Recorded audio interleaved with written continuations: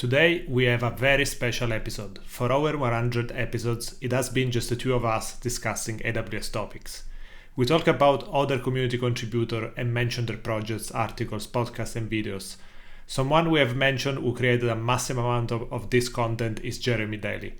We are very excited to have Jeremy with us today for the very first AWS Bites interview. Jeremy is the CEO of Ampt. He is also a fellow AWS Serverless hero, speaker, podcaster, and writer. He is one of the first names that comes to mind when you think of leaders in the topics of AWS and serverless. Today we are going to talk about Ampt, hear Jeremy's view on the state of things in AWS and serverless, and get his predictions for the future. My name is Luciano and I'm here with Owen, and today we are thrilled to be joined by Jeremy Daly for AWS Bites podcast.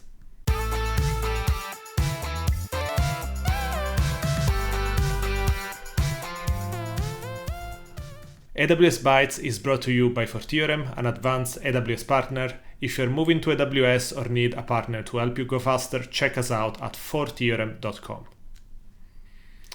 Okay, Jeremy, you are very welcome to AWS Bites. We are really excited to have you. I'm sure you need very little introduction and people may know you from your Twitter, serverless chats, podcast, blog, Off by Now newsletter, and whatever else you have been doing in the open source space. So we'd like to start by asking you, where did your journey into AWS and serverless begin? Well, first of all, thank you both for having me. I've been a huge fan of AWS Bites for quite some time. I share it all the time in my newsletter. Really appreciated that episode you did on Ampt. So I am just as honored to be here as, I again appreciate the fact that you're having me on. So in terms of where I got started, though, it was kind of funny. I had a web development company that I was running for, 12 years, something like that. Started it out of my dorm room in college and did that for quite some time and got much deeper into, we weren't just doing web development, we were doing back-end applications, things like that, building pretty complex stuff, integrating with UPS, tracking systems and e-commerce and going through the whole PCI compliance thing. And so a lot of fun stuff, but I was actually racking and stacking servers. We had our own data center that we used, a co-location facility. So I was very, very old school back then. But I kind of got sick of building forms for somebody else's website, and I was just like, I want to do something different. Like, I'm building things for other people. I want to kind of build something for myself. And my second daughter had just been born at that point, and I had built like this thing. I called it the Live Baby Blog. It was like this interactive, like almost like a chat. It was before WebSocket, so we were using a thing called Ape Server, whatever. But essentially, it was a way that I could send updates to all my friends and family about what was happening with the birth of my daughter, like while we were actually in the delivery room and stuff. And so people loved it. I had like 100 people that were on it and commenting and whatever. And I said, I wonder if there's a business here, like just out of curiosity. So I started building this thing. We ended up calling it Sprout Shout, changed the name to Lifeables eventually. But I said, I'm going to get rid of this web development company and I'm going to go into the startup world and actually build a startup myself. So I got together with a couple people that I knew. I ended up hiring a very, very amazing person to be my CEO, and she did a wonderful job. But essentially, when we started building it, we were like, well, do we want to host this ourselves or do we want to get into the world of AWS? So this was 2009. And we started looking at AWS, and of course, this was before serverless existed. This was EC2 instances. This was, I think, load balancers were like ELBs weren't even a thing yet. This was very, very early. No RDS, none of that stuff, right? So we were building like, this was true lift and shift type stuff, like building exactly what we would be building if we were running these servers ourselves. So we started doing that, and I got into AWS, and it was just amazing. Like, actually, one of the things I did was I moved all of the stuff from our co-location facility, from the hosting that we were doing for web development clients. I moved that over to AWS and went from spending like $6,000-$7,000 a month in electricity and bandwidth and server rental costs and all this kind of stuff to about $700 a month in AWS. And I'm like, if I would have switched things over sooner to AWS, I might have actually been able to build a profitable business around that and kept it going for longer. But so anyway, so long story short, I spent a lot of time building this startup and got into AWS, and then had just been building everything on there, from that point forward. And so what happened is we ran this startup for a couple of years, hit up against the Facebook timeline launch, the Instagram acquisition. So, perfect timing to be building sort of a site for parents and sharing photos, right?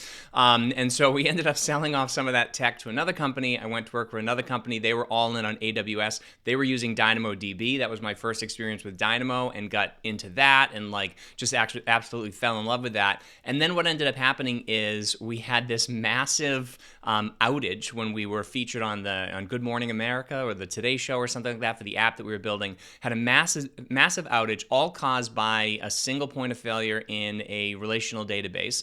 And so I started looking around. I was the VP of product at the time, and I'm like, I wonder if there's a better way to scale and how we can make this work better. And I came across AWS Lambda. So this was right in the beginning of 2015. Started playing around with it, fell in love with it, and I said, this is the future. This is how things are going to work. This idea of setting up servers and trying to parallelize them, or trying to scale them horizontally, makes no sense in terms of what you can do with Lambda. And again, this is before VPCs. This was before API Gateway. So I started playing around with a couple of these things, and then the next thing you know, all these new services started coming out. And as soon as you could do API requests or HTTP requests with it, I knew, I'm like, this is it. This is going to be the thing. And so I've literally dedicated the last, what has it been, 8-9 years or something like that of my career to promoting serverless and trying to get this to be the default paradigm that people build with. And I think we're probably going to get back to, what the promise of serverless was like back then versus, what the reality of it is today, all these years later. Luciano also mentioned the content and all the open source work you create. I think you were regarded as pretty prolific in the content creation space, and also you became an AWS serverless hero. How did this all happen? Was this a concerted effort on your part to put all this time and energy into content? And I suppose then, what has that given back to you? How has it then influenced your career? Yeah, no. So, content creation, I am not quite as prolific as I once was. I used to write a lot and produce a lot of episodes of the podcast and so forth. I've been very, very busy with my startup for the last year plus, almost a year and a half now, something like that. So it's been, I have not been producing as much content as I would like to. But to sort of go back to the beginning, so when I discovered Lambda and I started playing around with it, there was just nothing out there. There was no content. Nobody was talking about it. Serverless wasn't even really a word. I actually kind of came across the JAWS framework, which is now serverless, the serverless framework. I came across that very early, right? So that was 2005. It was reInvent 2015. Wow, my brain's not working. 2015, when Austin presented, I think he presented the JAWS framework at reInvent. So I started kind of trying to figure out how some of this stuff works. And it was all experimentation. And it was like, well, can you do this? And, when VPCs came out, connections to VPCs, and we could connect to Elasticache, I was like, okay, now this is getting even more interesting. So I started playing around with these different things, started creating stuff with it. We built a whole bunch of things internally at that company I was talking about. And then I actually left that company to go work for another company and did everything as serverlessly as possible I could there. So I was learning a lot and figuring out a bunch of stuff, and still the content wasn't really there. Ben Kehoe was posting a lot of stuff, which was helpful. The Burning Monk, Yen Trey was posting a bunch of stuff back then. This was like maybe early 2018. And so I started, I said, look, I've got all this stuff. I said, I'm going to put some stuff out there. I had been blogging in the past, and I was like, I'll just stop putting some stuff out there. So I started writing and just sharing some of the things that I was learning. Some things about security. I wrote a big post about security that actually connected me with Ori Segal over at PureSec. And so he and I started talking. We became friends, right? And then next thing you know, it's like I'm getting ready to... I get introduced to Tom McLaughlin, and I met him at an AWS startup day, and he's like, hey, we're thinking about doing a serverless days thing. And I'm like, what's that? And so anyways, we get together. I met Eric Peterson. I met all these other great people that were in this space. And so one of the things that I did was I published a post. I think it was in 2018. I think this was one of the first posts I wrote that like got a lot of traction. Was my serverless AWS serverless microservice patterns or serverless microservice patterns for AWS, whatever it was. And I think I put 16, 17, 18 patterns, something like that, of things that I had seen other people doing, things that I had used, and I didn't put them out there like, hey, this is how you do it. I put them out there like, hey, this is how I'm doing it. This is what I'm seeing people do. Like, is this right? Are you doing this? Is there a better way to do it? And I actually think that started a really interesting patterns movement. Like people started really talking about patterns after that, which again, I don't take credit for, but I think it started the conversation at least. And that's, I think more people started thinking about it in terms of those patterns. So I did that. I started my newsletter in September of 2018. So again, that's been over 5 years now. And I went to Serverless Days, New York, and saw Kelsey Hightower was the keynote speaker. Ben Kehoe was there. I think I met Tavi, I'm going to say his last name wrong, Rahamagi from Dashbird. So I met, again, just connected to people. And it was great, and then it just kind of took off from there. And then Hayder Lesser invited me onto his onto his show. He kind of let slip that apparently I was going to be a AWS hero. But so I was made an AWS hero early 2019, and then since then I kind of put my foot on the gas and I started the podcast. I was lucky enough to speak at Serverless Days Milano or Serverless Days Milan. I just spoke at Serverless Days Cape Town. I keynoted Serverless Days or ANZ in Melbourne. I've spoken in Belfast. So I've been able to do all these crazy things and meet all these amazing people. I spoke at reInvent last year, which was absolutely amazing. I think I forgot what your original question was, but essentially it had a massive impact on my career. Like this idea of sharing what I did and figuring these things out. And I think because I hit it a little bit early, like when it was kind of coming up, that I was I became a recognizable voice in the space. But it's only because I learned so much from talking to other people and willing to put it out there. But there's so many people writing about serverless now, so many amazing serverless, frameworks. I'd say framework, but deployment frameworks or NPM projects and things like that are just that are amazing, and so much great work going in there. It's like I almost feel like continuing to write content and putting more content out there. I'm almost like, I don't know, there's so many new voices. I kind of want to hear from them and see where this goes. Well, I guess that's the value of the Off-Point On newsletter, because for me, it kind of helps me to short circuit having to troll through everything. But I guess that makes the job more difficult for you as more and more people join the community and you've got more and more content out there. Is it becoming a bit of an effort for you to do all that? Yeah, I mean, to give you some perspective, I have a couple of systems that are all serverless, by the way, that I wrote that scan some different things. I grabbed some stuff from Google automated searches. I have a whole bunch of RSS feeds that get aggregated. And there's a bunch of other ways that I collect content. So every week I have about 400 to 500 pieces of content that end up in this system. And I can filter out a fair amount of them, but I usually start somewhere around 100 or so at the top level and try to get that down to maybe 50 if I can, which still seems like a lot.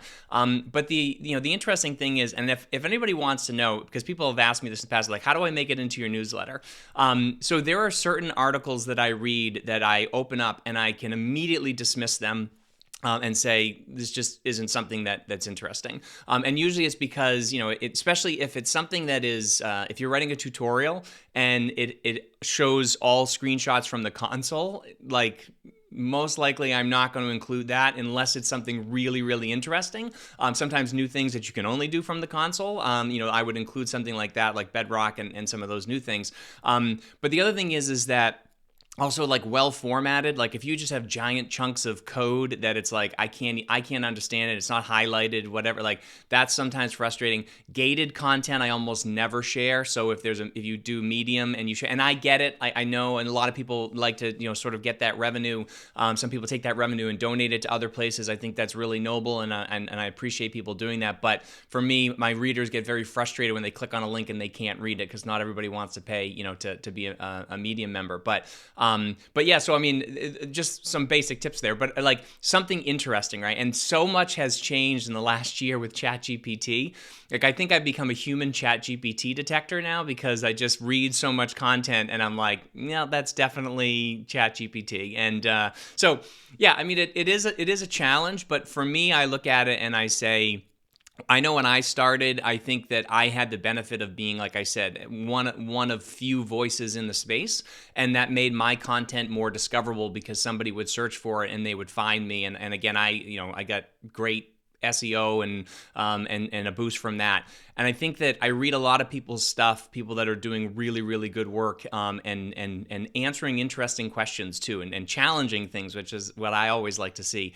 And again, I see they get like 2 claps on Medium, and I'm like, how does this article not have more? How does it not have more reads? How does it not have more interactions and comments? And so that's what I try to do with my newsletter, and try to feature the ones that I think are consistent or they're interesting, and they don't have to be right. You don't have to be right. I don't always comment on whether or not I think it's a good thing that you're doing it this way or a bad thing, but I just like to get the information out there and and let people think for themselves.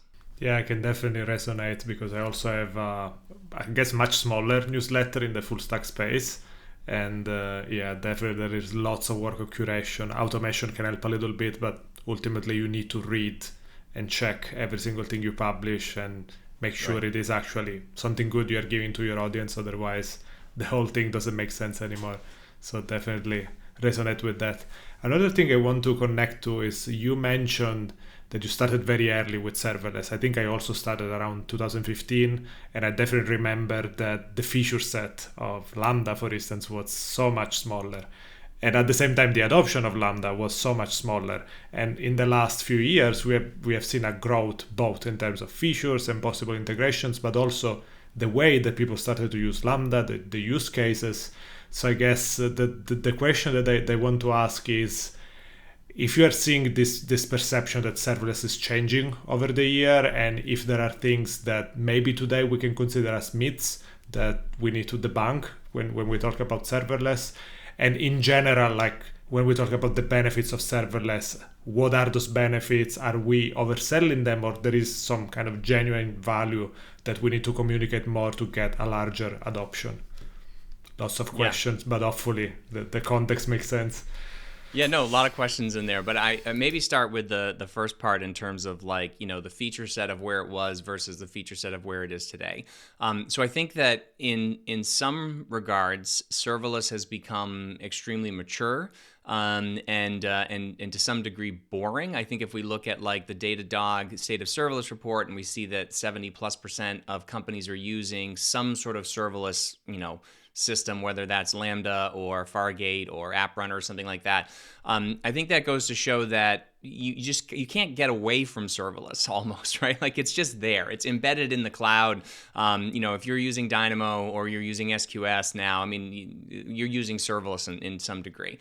And so I think most companies, I mean, if you think about it, that company I talked about that was using DynamoDB, I mean, technically we were using serverless before serverless was a thing. So I think it's really hard to define it now. Again, mindset, ladder, whatever you want to call it, right? Serverless first. I think the idea is just that it's the way to build it's a way to build cloud applications now. And the feature sets have grown to a point where it's become incredibly complex. I mean, I go back to the days where I'm like, I was installing, Nginx or Apache or something like that on a Linux box. It was running as a virtual machine, and I'm like, yeah, that was complicated, but I don't know if it's as complicated as figuring out tumbling windows in Lambda and making sure that we have the right, extensions installed or the right layers installed, or I've got layers that interact with the extensions that then, give me these things. It just gets very, very complicated when you think about how much it can do. So from a feature set standpoint, we're nowhere near feature complete. It can't do everything I'm sure that you could make some other system do if you needed to, if you really wanted to run bare metal.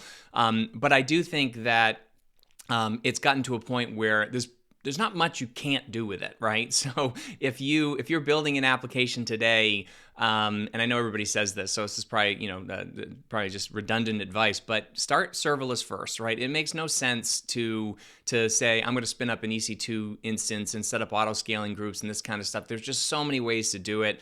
If you're a PHP developer, check out Bref. Like Matthew Napoli has done such an amazing job with that service. You know what I mean? And I know that there's not really official PHP support on Lambda, but there's what's the Laravel one? I'm trying to think of what it's called, but there's another one for Laravel that is all serverless based. Like there's just so many things you can do now. Like just do it that way. Start that way. And I think that the common things we hear from a myths perspective is vendor lock-in, cold starts, right, high costs, some of these sort of things. Serverless can get very, very expensive if you use it wrong, right? If you don't set it up the right way, if you're doing what the Prime team did and trying to run step functions for every single frame of, millions and millions of videos, then yeah, it's going to get stupidly expensive. And that's just a poor architectural choice, but it probably wasn't when they did it the first time, when they set it up the way they do it to do samples. Like it probably made perfect sense, and it probably took them a fraction of the time that had they built some other system to do it. So I think that the cost aspect of it is, depending on what your workload is, depending on what you're doing, that's certainly something that it can get expensive, but I mean, everything gets expensive if it's misconfigured or not being used efficiently. I think the other thing around vendor lock-in, excuse me, too, is I don't know any system that exists that you're not locked into a vendor. Data is the biggest thing. I mean, even if you say, well, we're using Postgres, so and we're running in an RDS, so we can move that wherever we want to. Yeah, good luck. All right, I want to see you transfer terabytes of data over to PlanetScale or over to some other provider. I mean, the data gravity there is huge, and that's one of the reasons why I hate ORMs. And no offense to anybody who's building ORMs or things like that, but I've never seen an ORM that allows you to go from Postgres to MySQL to some other, you know what I mean? Like it just never, that doesn't happen, right? So you're locked in no matter what you do. And the question is that who do you lock yourself into, right? I mean, even Next.js now is something we've been talking about. There's been a whole bunch of buzz about this. It's not easy to run Next.js not on Vercel, right? So either you're running it on Vercel or you're jumping through hoops in order to make it run somewhere else. And so you're locked into Vercel pretty heavily if you choose to run your Next.js app there and take advantage of the benefits. So this is true of everything. But the question is where do you lock yourself into, and what are the trade-offs of choosing a particular thing? Like I would rather be locked into Lambda and serverless on AWS than I would be, locked into, running a Kubernetes cluster on GCP, for example, right? Like, I mean, so to me, it just makes sense. It's faster. It's easier to do. And then the last one I mentioned, I think, was the cold starts thing. I mean, this is something that you really got to think about what your workloads are. If you're running a webhook or an API or something like that, and you're running that on a Lambda function, like, yeah, you're going to get cold starts if you don't have, sort of high velocity or you don't have that ongoing stuff. And they're working on that too. There's ways that it makes it better. If you're using Node or using Rust or some of these other ones, like it's very, very low cold starts anyways. But this is just one of those things where you have to make a decision where it's like, do you want that scalability of scaling down to zero, or do you want the availability and the cold start, the minimal cold starts? Because if you do, then just deploy it to App Runner, right? And if you deploy it to App Runner, then you pay, a couple dollars a month, maybe it costs you $30, $40 a month to run that API. But you can run all those. You don't have the cold starts. You get good performance. I mean, there's different ways to do it. But it's about architectural trade-offs. And I think that's the last point that I'll make, and I'm sorry, I know I'm rambling a little bit, but the big thing here is that serverless has introduced, I guess, thousands of trade-offs, right? Like there's so many different ways to think about how to make a particular workload run.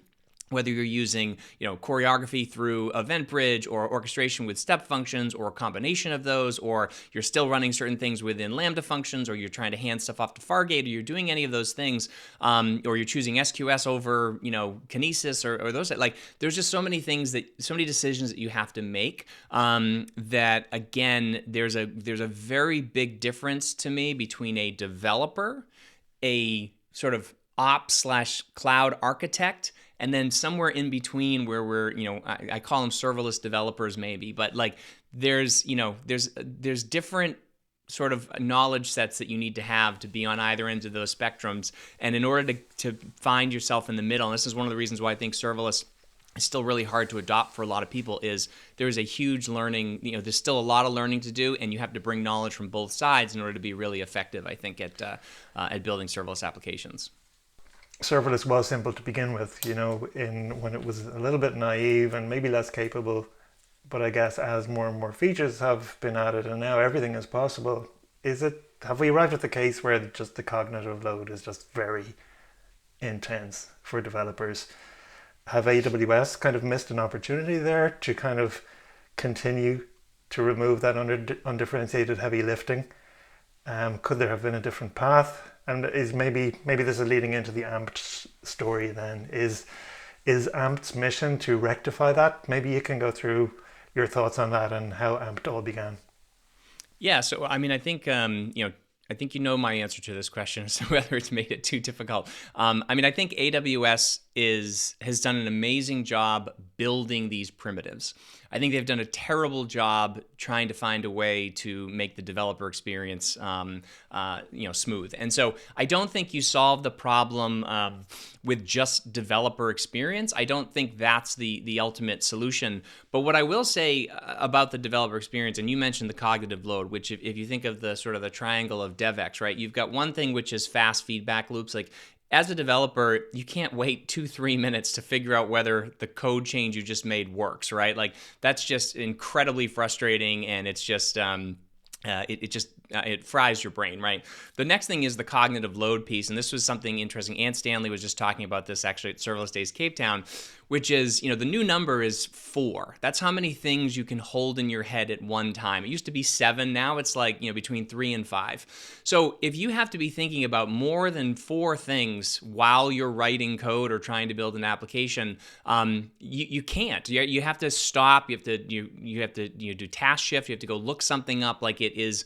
It's just really, really frustrating. And then the third piece of that is what we call flow, right? This idea of, or the flow state, where you are in a point where you're just cranking, right? Every time you have to stop and go look up something in documentation or any of those things that break your flow, it's really hard. And unless you can put those 3 things together and somebody can just write code or do whatever their task they're working on, they have that feedback, the fast feedback loop. They have limited amount of things that they have to keep, sort of at the top of their mind in order to make those things work. And they can get into a state where they can be uninterrupted. That is where you get rid of things like developer burnout, where people are just, happier. I think the developer burnout isn't talked about enough, and it really should be, because in today's day and age, it is very, very real.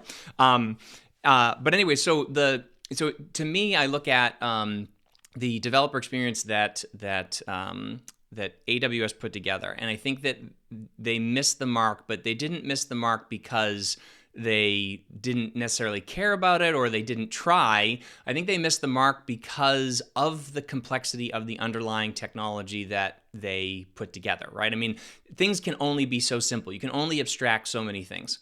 And so when we originally, and the predecessor to Ampt was Serverless Cloud. So this is something we started actually working on at the end of 2020. So it's been a while that we've been, been playing around with this idea. And the goal with that actually was to make it easier to deploy the serverless framework for people. But Doug Moskrop and I, we were working on this thing, and we're kind of like, you know what though? It just seems crazy to us that you actually need to define that you need a Lambda function or an API gateway, or that you need to say, I need this route to point to this file, when you're already defining that in your code. And we didn't know where this would go. We didn't know if it was even possible. And so what we started doing is playing around with some ideas. We built out an early version with API, like with an API router and with a task or a schedule type thing, and the data component as well. That was something early we were working on.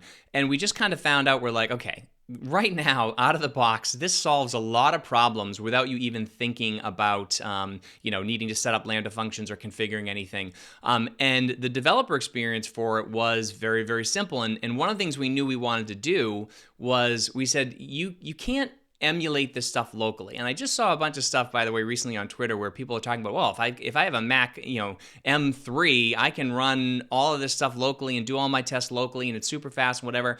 I think that might be fine, but we looked at it back then, and I still look at it now and say, I think you need to run everything against real cloud infrastructure to get the fidelity that, to know that all these interconnected pieces are actually working. So we wanted to do that. We wanted to create these high fidelity sandboxes. So in order to make that work, we had to create a syncing technology that allowed us to save stuff, like a watcher that would upload code and whatever. Now we were doing this originally by zipping stuff and then, deploying it to the Lambda function. It would take like 7-8 seconds, something like that. It was okay, but 7-8 seconds is a long time when you just flip over from, you make a change and then you wait for it to deploy and then you flip over to, Postman, you run a thing and you're like, okay, that worked, whatever.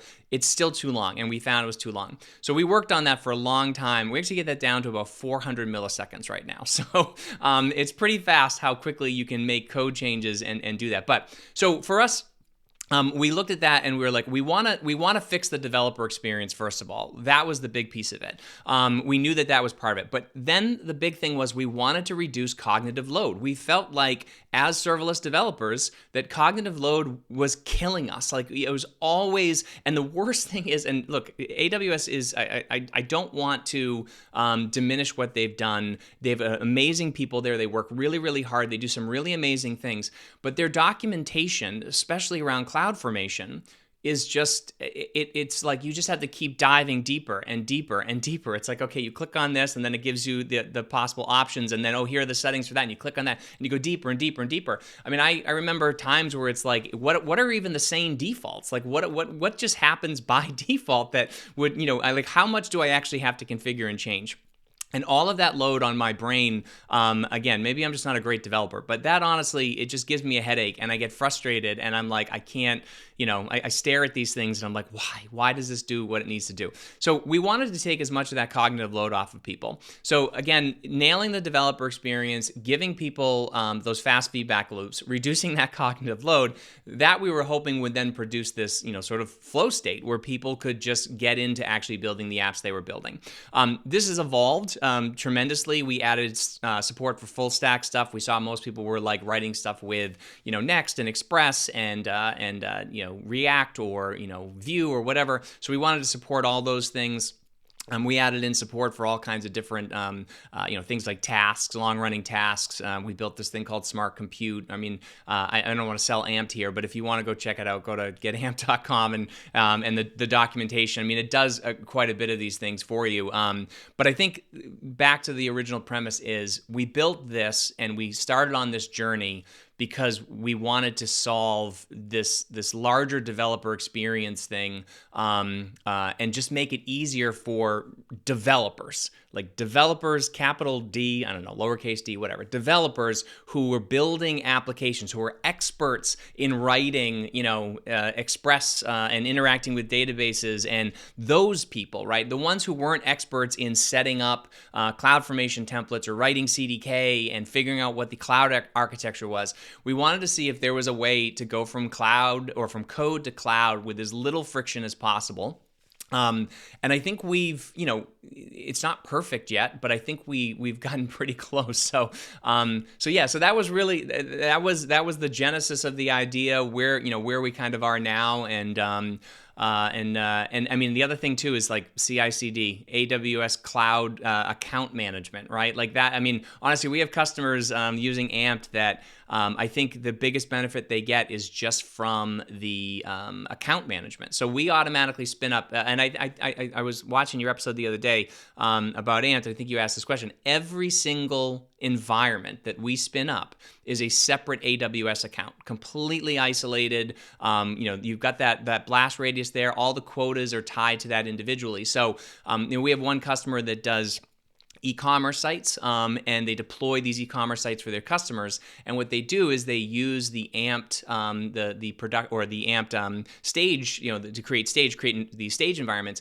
They use that to create environments for each one of their customers. And then what's cool about it is they update, they have like sort of their code that they update that they can deploy to staging and check to make sure it works. And every one of these environments they have running for their customers, they get different data from our parameter system. They have different data, obviously, in their data tables. And then if they want to push out an update to them, they can just update them individually and say, okay, we're going to move you to V1.2 or whatever it is, and update each one of those different services or those different environments. And it works really, really well. We've got another one that's using it. Blockstack is using it to do tenants. Their tenancy is based off of individual AWS accounts to do some security and stuff.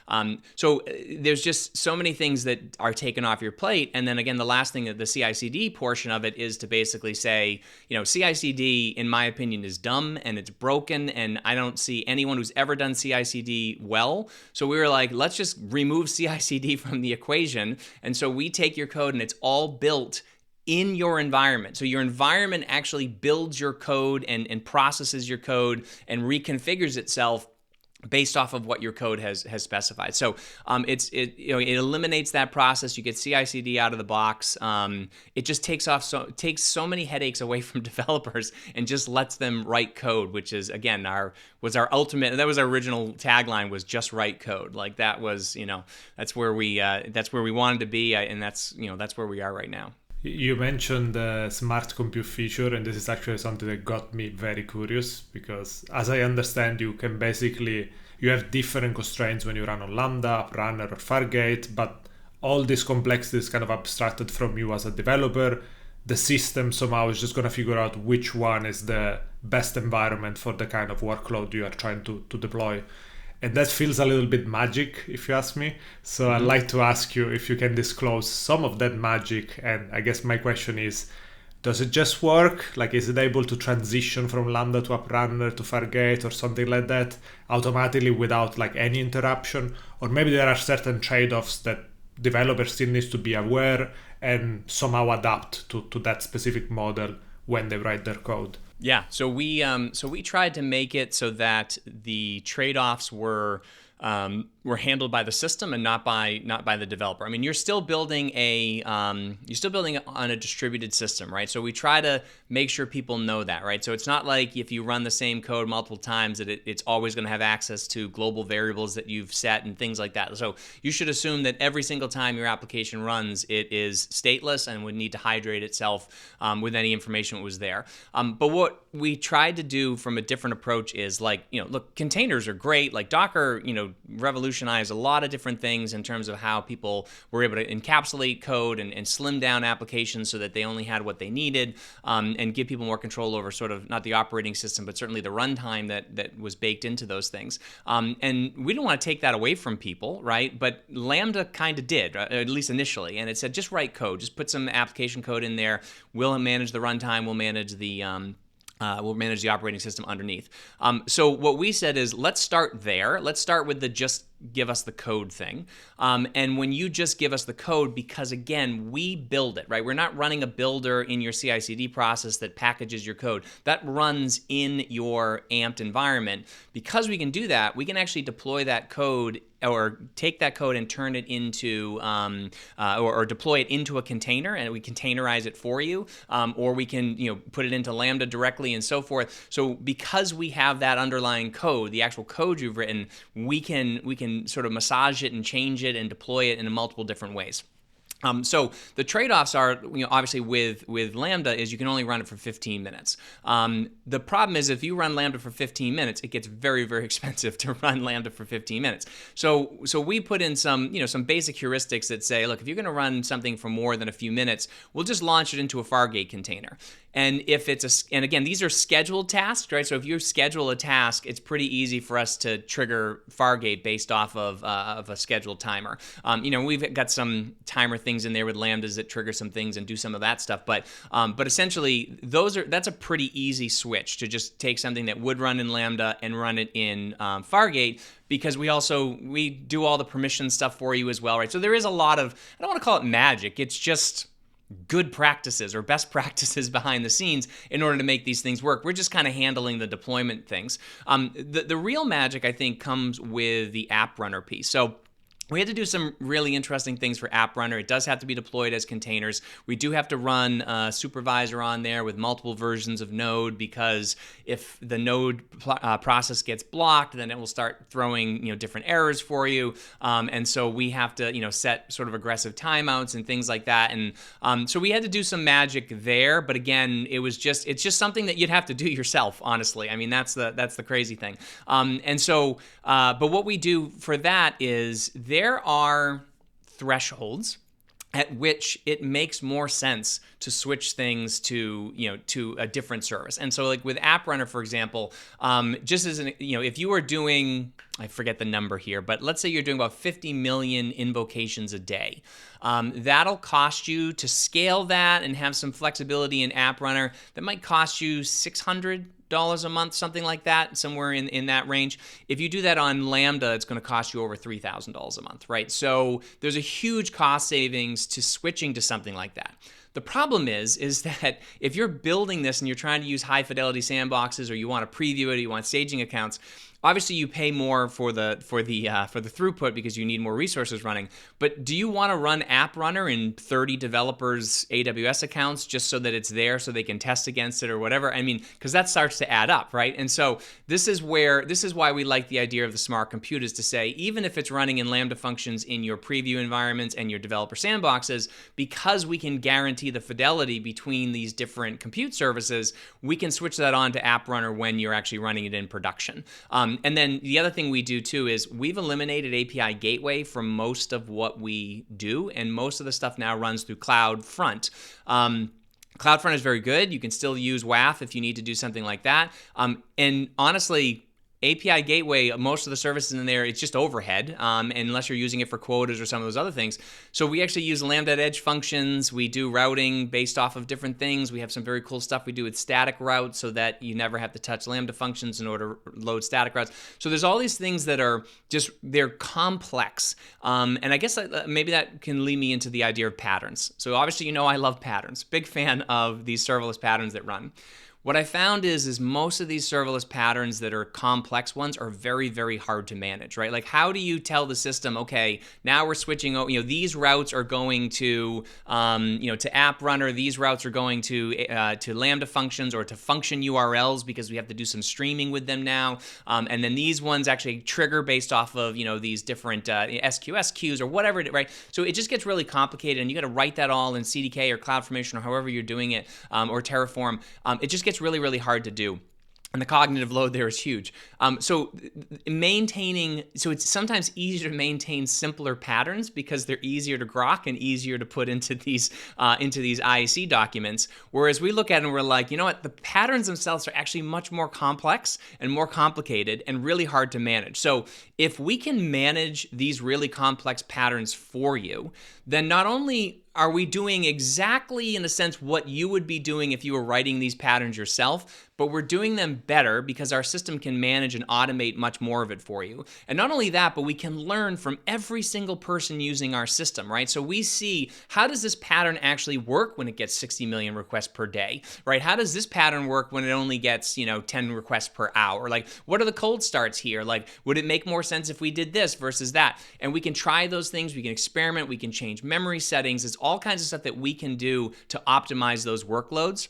And you benefit from it as a user of this. And that's why we kind of joke a little bit, and it's kind of a joke, but not really a joke, where some people have called us like an autonomous platform engineer. Like, essentially, like, what we do is we are a serverless expert, right? Or the platform's a serverless expert, and you say, hey, here's my code, make it run as efficiently as possible in the cloud. And somebody goes and writes all that CloudFormation and all the, whatever for you and deploys it. Like, that's essentially what our service does, and then optimizes it over time, which I think is really interesting. But and you know what? The other thing I wanted to mention too, because I want to give credit to Yen Trey for this too. Like, he pointed out a long time ago some of the cost changes for other services. So it's not just compute, right? So if you're running, I forget what his numbers were, but it's like 1,000 requests per second with SQS, that costs you like $1,800 a month, right? So it gets really expensive to run SQS when you're doing that kind of throughput. But if you switch to Kinesis, well, then it's like $30 a month because you only need 6 shards or whatever it is, right? So the question is, Do I write my application to use Kinesis, assuming that I'm going to have this type of throughput? Or do I write my application using SQS because it's going to cost me nothing in the beginning?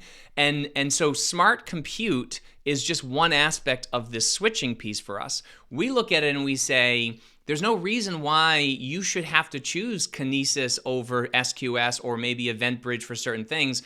Like, why not just write your use case, express your use case, and we'll run it as SQS or whatever, when it's in your developer environments and or you're not getting a lot of traffic. But as soon as you start getting traffic and there's a breaking point where it makes sense to switch to a different service, we can automatically set up Kinesis, start routing anything from that Kinesis to the same place that is feeding off your SQS queue, then start changing the producer so it's sending it to Kinesis, and then once the SQS queue is drained, go ahead and remove that SQS queue. We can do that for you all in one without you even doing anything. It just happens and it works, as opposed to you having to do six CloudFront or six CloudFormation deployments in order to make that work. Yeah, I can certainly see the benefit of that. And I think it's one of the challenges we have all the time is, you're aware of all of these different services, but to really understand all of their characteristics and their delivery method and the latency and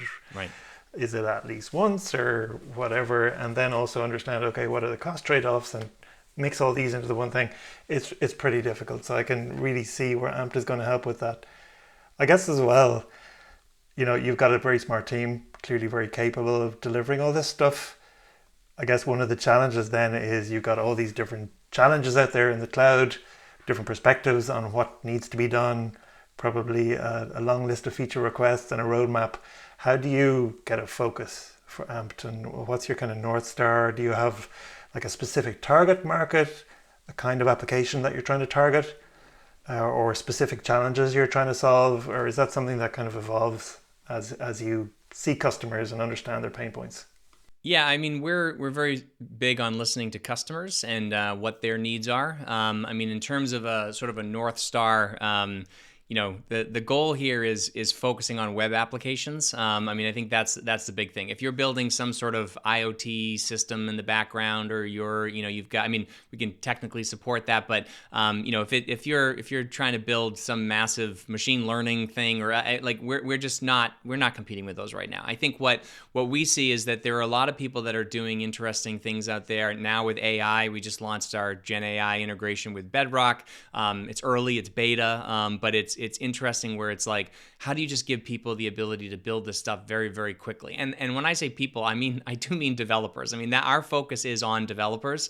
I think long term, we see a vision where we can say, Ampt is this thing that you can just buy off the shelf almost as a platform engineering team or as a larger enterprise, and say, hey, I want to give these developers the ability to do this stuff that's SOC 2 compliant and PCI compliant and follows all these rules, and is secure and stuff like that. And I don't have to worry about that. I just, all of that work is done for us, and we just kind of monitor it to make sure that people are doing what they're supposed to be doing. But essentially, that out of the box solution is the longer term vision. So we are looking at it now as to say, we could build a million different things. We could go a million different ways.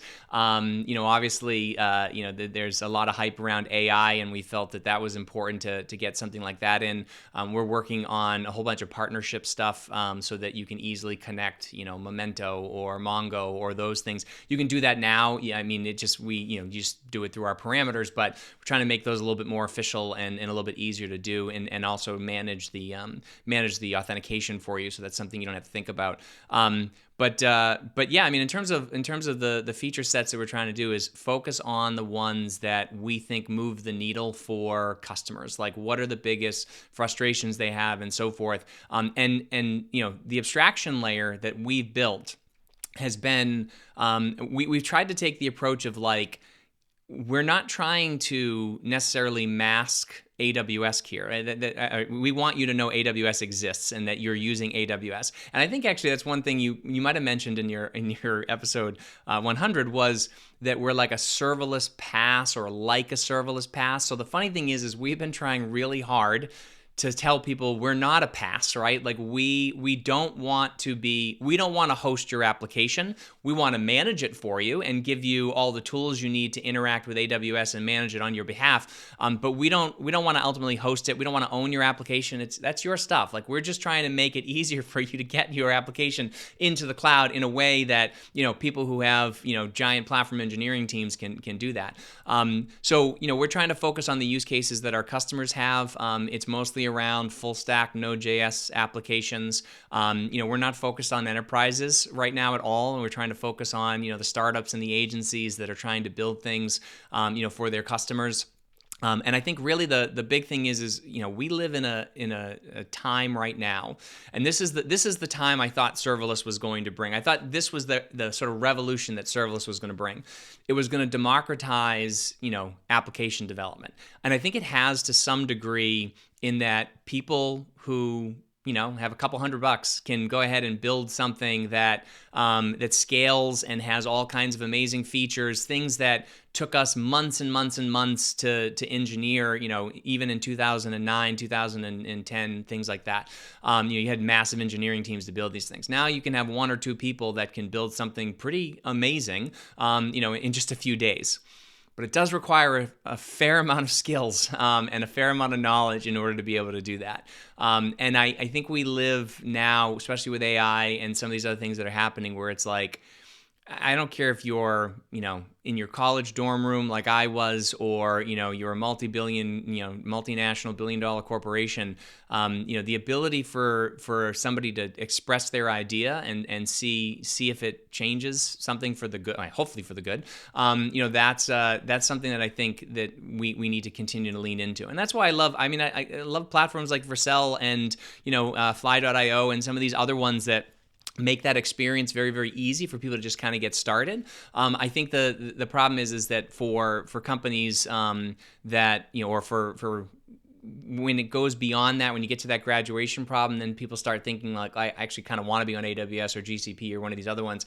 And that's one of the things that we're trying to do with Ampt as well, is to say, look, we want you to be able to get started easy, build anything you want to build, but then also not worry about graduation, right? Like if we catch the next Uber really, really early and it's just, 5 people in a garage, I would like to think that the way we deploy their app to AWS not only will scale as the throughput scales, right, and the patterns will adapt and evolve, but we'll be able to support them, through the lifetime of that business. Because if they were to go and rebuild it themselves on AWS, they'd just do exactly what we were doing, but probably not as good because of all the experience and the benefit we have of seeing all the other customers use the platform. Is it the plan then, for, given that Ampt is not a PaaS per se, to let people kind of run Ampt in their own AWS organization, have full kind of visibility over the high level abstraction, but also the low level bits? Yeah. So actually, this is something that we are trying to figure out. And again, we just launched, right, just over a month ago, right? So, we've been experimenting with trying to make the platform do what people need it to do. How we deliver the platform to people, that's something we've been experimenting with and trying to figure it out. So we do have some customers where we deploy directly to their AWS accounts. That's exactly what we would love to do. We have our control plane that allows us to do all the AWS account creation and setup and so forth. We have a way that we can plug these things in. We call them providers, but essentially we can plug in your AWS organization and we can spin up and tear down AWS accounts for you in your organization. Of course, orgs, you have to apply for quotas, and there's some other things like that you got to deal with. But so that's one of the things that we would absolutely love to do and have that as an option, especially for larger customers that want to manage all that themselves. We'll just spin up and tear down these accounts for you and do all the deployments. And everything, like I said, everything runs within each environment. So even the build step actually runs in the environment. We did this for isolation purposes as well, so that we weren't building them on some central system and then sending them off to your environment. So there's a bunch of security that is built into that. For other accounts, though, one of the things that we didn't want to do is burden people with having to set up AWS accounts. So even if you, so if you want to just deploy, your application quickly and test it and whatever, we're more than happy to manage those accounts for you and own those accounts, and then just sort of bill through and you pay for whatever your usage is. But we would love to get to a point where, I think a lot of people will fall into the category where it's like, we want to own our production account. Like we want that to be in our AWS. And again, if you have like 10 apps in Ampt, we might be managing 40, 50, 60 AWS accounts for you right now. So you might want to set up multiple production accounts. It depends on how you want to do it. But essentially, we do want to pass this through and let somebody, we want to be a deployment platform, right? If anybody, maybe to answer this question, who do we compete with? We're not competing with Vercel. We're not competing with, Netlify or Fly.io. Like we think we compete with Pulumi and Terraform. Like we're a different way to get your code into the cloud, right? Pulumi and Terraform and CDK, all those are ways in which you define infrastructure. And then of course you have to set up CI/CD and some of those other things. We're trying to capture all of that and say we're an alternative to Pulumi and an alternative to Terraform that really reduces that cognitive load for you. So that's ultimately where we want to get to, is let you deploy to your own AWS accounts. But we also don't want to burden somebody with having to do that if they don't need to. So we'll find the right way to balance that, I think. And then the whole point is that we have some internal connectors that we've developed that we haven't sort of made available to our customers yet. But the goal is to say, if you want to spin up a bunch of AWS accounts with Ampt and you've got some Ampt applications running, but then maybe you have another account, that you're running that has some bespoke machine learning thing or whatever you're doing in there, and you want to be able to connect to the database or interact with that, that we would just use OIDC or something to generate temporary credentials from all your environments as you interact with those, right? So we don't think we're going to own 100% of your workloads necessarily. I mean, we can for certain companies, but for ones that want to expand, like we really just want to be a partner in your AWS journey and make sure that you can do the things you need to do. And as much of that heavy lifting as we can get rid of for you, or the undifferentiated heavy lifting, like we want to fill that gap for you, and and just get you where you need to be as fast as possible with the best developer experience possible. Yeah, let's change a little bit topic before we close off. I think we are going close to the end. I guess there might be people listening to us that are thinking about, using all this technology that we talk about every day with AWS, Ampt, serverless in general, and build startups, build companies, build ambitious projects. And it's something that you have done multiple times based on what you're telling us today. And I guess the generic question is like, do you have any piece of advice, piece of wisdom, encouragement that you want to give to listeners that might be falling into this category of people? Yes, I would say move to the mountains and be a goat farmer and just get away from all of this stuff, because it is complex. But no, I mean, I think you have to, look, technology is what everything is. I mean, every company you work for is a technology company or a software company now, right? I mean, pretty much everybody, and so whether you're working in a startup that's building another startup to work to solve some dev problem for people that are building, I mean, there's a million different things, but if you look around, you'll see that every organization out there is trying to solve some sort of technological problem. They're using the cloud, or most of them are using the cloud to do it now. It would very much so behoove you in your career to take it seriously and understand that the cloud, I think, is there's no better place to be building applications than in the cloud. On-prem, things like that, I'm sure some of it will still exist, but my advice is you've got to pick a couple of technologies and go deep on those. I think that a lot of people talk about the T-shaped engineer. It's like you have a lot of sort of low-level knowledge or high-level knowledge, I guess, of a bunch of things, but then you go really deep on one. So, I would say you don't need to know Rust and Python and JavaScript and Go, and you don't need to learn all these different languages, right? Like there's a bunch of popular languages out there. If you're doing data stuff, like focus on Python and stuff like that. If you're doing more front end, obviously JavaScript, and JavaScript's still a great language. We're in a JavaScript renaissance again with Bun and Dino and all of these front end frameworks, right? So when people count out JavaScript, I'm like, what are you doing? Like JavaScript's going to be here in 100 years, people are still going to be writing JavaScript for some reason, even when, I think AI is going to code in JavaScript just because it's like we can't get away from it. People love it for some reason. They love to hate it, but they also love it. But in terms of AWS, you've got to start looking at some of these different services, and obviously whatever your role is at the company you're at, it would be very helpful to pick something that is like DynamoDB is an interesting one. I think that is worth sort of focusing some time on because there's a lot of things you can do there. But I mean, just Lambda in general. Honestly, step functions is one of those things where I think you could get a PhD in step functions now because it does so much, right? So, so my advice would be pick a couple of these things that make sense, that all kind of work together, and really focus on learning the ins and outs of those, and then get a high level knowledge of all these other things. Be aware of what these other things do. You don't need to be an expert in everything. You can't be an expert in everything, but I would say, focus on a few things that really, a couple of interesting services, and go deep on those. And again, if you want to get noticed, start writing about it. I know not everybody is sort of built for that, but write about it, talk about it, post about it on Twitter. You read an interesting article, or X, or whatever we're calling it now, right? Feel free to share your thoughts. And last thing I'll say about, again, sharing thoughts. So many people ask me this. They're like, yeah, but I just read an article the other day that literally said exactly what I was going to say about a particular topic. And I always say to them, I guarantee you were going to say it a little bit differently.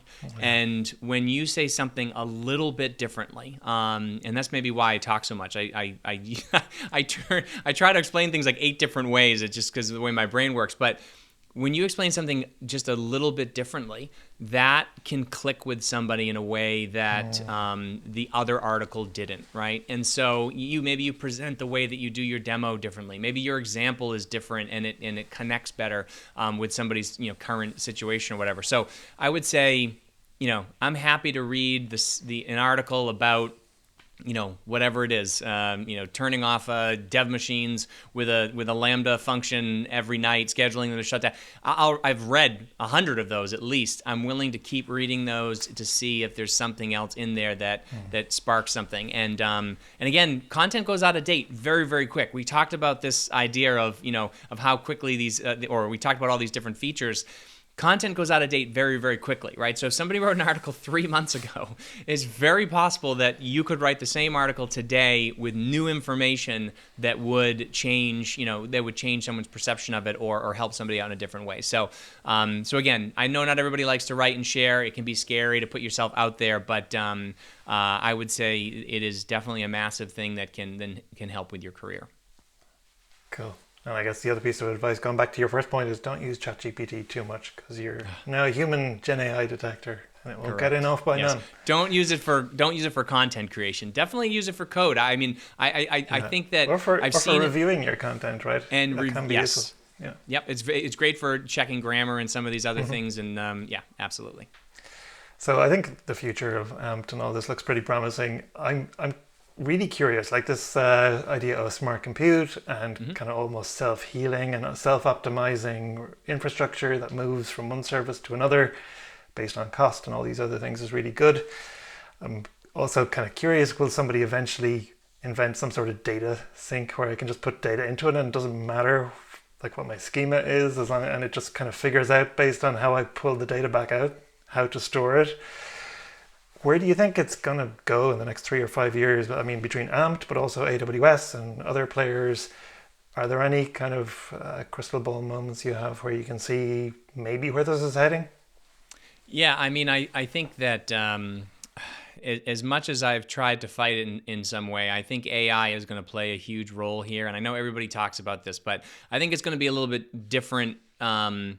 It's going to be applied differently than I think a lot of people are thinking about it now. Everybody's using it as like code completion and some of those things. I think those are all great use cases. I think this idea of AI somehow figuring out, what's the best way to deploy infrastructure, or, even to optimize things like data structures. I think that's going to be part of it. I think it's going to be, there's going to need to be heuristics and human review and some of that. But But yeah, I mean, I think that what we're seeing now is an explosion of competition to AWS in very, very small pieces. The serverless database space race is what I call it, is this idea of like, between Zeta and PlanetScale, and the new one just launched the other day, the Nile or Nile.dev, whatever it is. Like, there's just more and more of these different services that are coming out that are all disparate, right? And I think that it's a good thing that somebody's trying to solve something differently, but at the same time, I see a lot of larger companies and a lot of enterprises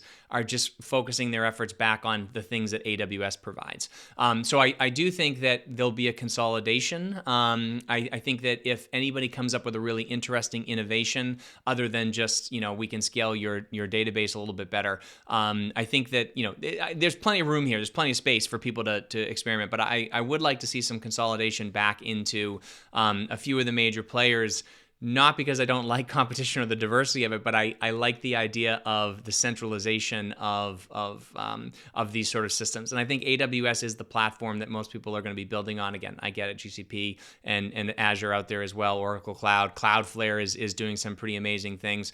But I do think that, again, Cloudflare is still a bit at that surface level almost, where it's like some of the more deep applications that you would be building are just things that Cloudflare is not going to support, at least not right now. I mean, I hope, that it expands in the future. But so again, crystal ball, I don't, all I can tell you is any prediction I have ever made, I don't think has ever come true, right? So that's why I don't gamble. That's why I don't bet on sports or things like that, because I have no idea what the outcome's going to be. And I'm not sure I trust myself enough to do it. But I will say where I hope things end up.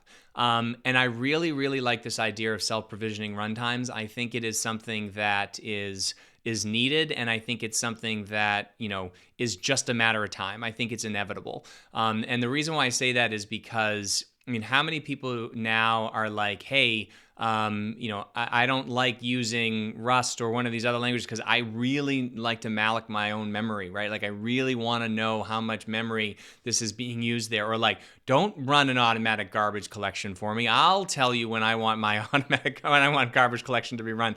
Like, there are just so many of these things that we've abstracted away. We don't write ones and zeros anymore, right? We're not doing machine code. Where we're writing an abstraction, and every programming language right now is an abstraction. And I feel like you take something like the CDK, and that feels like an abstraction on top of CloudFormation and the idea of IAC, but it still feels very much so like you're choosing primitives. You're still making a lot of decisions. You're still, I still feel like it's machine code for the cloud. And so we always get this argument of people who are like, well, I need more control. And it's like, well, the people who are yelling about control don't ever seem to change any of their default settings, right? Like, how many of your Lambda functions are still at, at 1 gig or whatever, or 1 gig, is it a gig, a meg, whatever it is, right? Yeah. So, like, it's set to 1024 megs, right? So how many people just never change those settings, or don't even know that, I'll use this example again, tumbling windows exists in Lambda. You know what I mean? Like, they just don't know these things exist. They don't make these changes. They talk about control. And I think that we need to get to a point where we say, I think the cloud is smart enough to figure out how to route an HTTP request to something of compute that connects to a database that can load that with some sort of guarantees involved. And that doesn't have to be configured manually in a configuration file for us to figure that stuff out. So I don't know where self-provisioning runtimes are going to go, but I do think that we are going to see a revolution in the near future where, there's too many people building in the cloud. And if we let AI solve this, I'm very, very nervous about AI deploying stuff to the cloud on our behalf. So I think there's got to be a better way. I think self-provisioning runtimes are the answer to that. That's really exciting. I definitely don't disagree with that prediction, but yeah, we'll probably talk again in 3-5 years time and see what is the status of things then. So before we wrap things up, is there any link or place you want to share for people to follow you or to basically follow up on everything you just shared with us and maybe deep dive on some of the topics? Yeah, actually, I would love it if people check out Ampt and give it a try. It's getampt.com, and that's AMPT.com. You can check out my blog. I don't write there as much as I wish I did, but jeremydaly.com, DALY.com, and then I'm on X, Jeremy_Daly, and obviously offbynone.io. You can find all my stuff, all my links usually at those different places. But yeah, I mean, I love again, I love hearing from new people. I love meeting new people and hearing new perspectives on stuff. And if you've got articles to share, please send them to me, and I'm happy to take a look at them and share them in the newsletter if it makes sense to do that. And yeah, but really, really want to get. We know we're changing a paradigm here with Ampt, and we know that it's going to be a slog to get people to understand why. I don't think it's hard to get people to understand why it's different, but like the objections around control and some of these other things are certainly the things that we get. But we've got some customers that we think they've told us that we're revolutionizing the way that they're building applications in the cloud. We're saving them a tremendous amount of time and so forth. So we're excited about the possibilities of this. So the more feedback we get, the more we can make this, make sense for people to use. Will help this movement, and hopefully make, like we said, sort of democratize the cloud for even more people. Yeah, we'll make sure that all the links you shared are going to be available in the show notes. So for people watching this, listening to this, don't worry, you'll get all the links there in the description. Jeremy, it has been a real pleasure to have you on the show. So thank you so much for joining us today. And thanks everyone for tuning in. We look forward to reading all your comments, and so definitely check out the chat, check out the comment section on YouTube, and share all your opinions. We are always reading all of that, and it's always amazing to have conversation following up every episode and see what people actually think about and what resonates with them. So thanks again, everyone, and we look forward to catching up with you in the next episodes. Bye. Thank you so much.